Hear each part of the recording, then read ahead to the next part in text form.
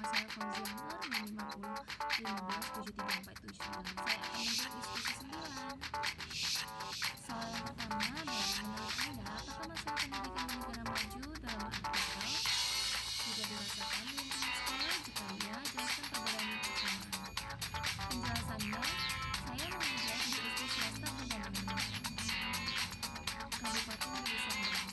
Menurut saya, setelah membaca artikel ilmiah Recent Trade in Measures to Correct International Inequality in OECD Countries oleh Yang Po Choi dan Ji Yu Jang, saya melihat bahwa beberapa permasalahan pendidikan yang terjadi di negara maju juga dapat dirasakan di lingkungan sekolah saya, meskipun dalam konteks dan skala yang berbeda. Baiklah, persamaan dan perbedaannya. Yang pertama, persamaan, ketimpangan di jenjang sekolah dasar dan keragaman latar belakang siswa. Negara-negara OECD menyoroti adanya ketimpangan di sekolah dasar, dan hal ini juga saya rasakan di SD swasta Bunda Neni. Misalnya terdapat perbedaan akses terhadap sumber belajar, baik dari segi fasilitas maupun dukungan keluarga di rumah. Yang kedua, seperti isu migrasi yang diangkat di artikel tersebut, sekolah kami juga menghadapi tantangan dalam menanggapi keberagaman, terutama dari sisi ekonomi, sosial, dan budaya.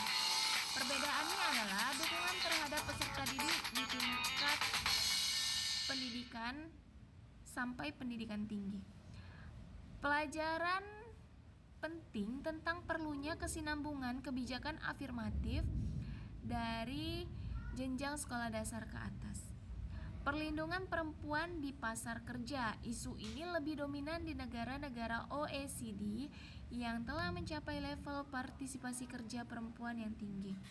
Di lingkungan sekolah saya, isu ini tidak muncul secara langsung dalam konteks siswa, meskipun penting untuk diinternalisasikan sejak dini. Soal yang kedua yaitu, silakan Anda uraikan bagaimana sistem pendidikan Jepang, terutama berkaitan dengan kurikulum. Sistem pendidikan di Jepang menempatkan kurikulum National Course of Study sebagai pedoman utama dalam pelaksanaan pembelajaran. Kurikulum ini tidak hanya berisi konten akademik, tetapi juga dirancang agar relevan dengan tuntutan global dan perkembangan kompetensi siswa yang diukur dalam PICA. Satu titik penting adalah revisi kurikulum pada tahun 2008-2009 yang dilakukan sebagai respon terhadap penurunan peringkat Jepang dalam hasil PISA sebelumnya. Pemerintah Jepang menyadari penting key competencies seperti berpikir kritis, pemecahan masalah, dan kemampuan literasi numerasi sebagai indikator kesuksesan pendidikan di tingkat global. Oleh karena itu, kurikulum Jepang mengalami penyesuaian agar lebih menekankan pada keterampilan aplikatif yang dapat digunakan siswa dalam kehidupan nyata.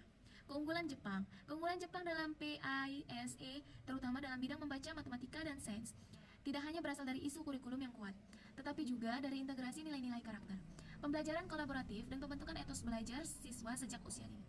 Selain itu, Jepang menerapkan pendekatan World Child Education yang menyelaraskan aspek kognitif, afektif, dan sosial dalam proses pembelajaran.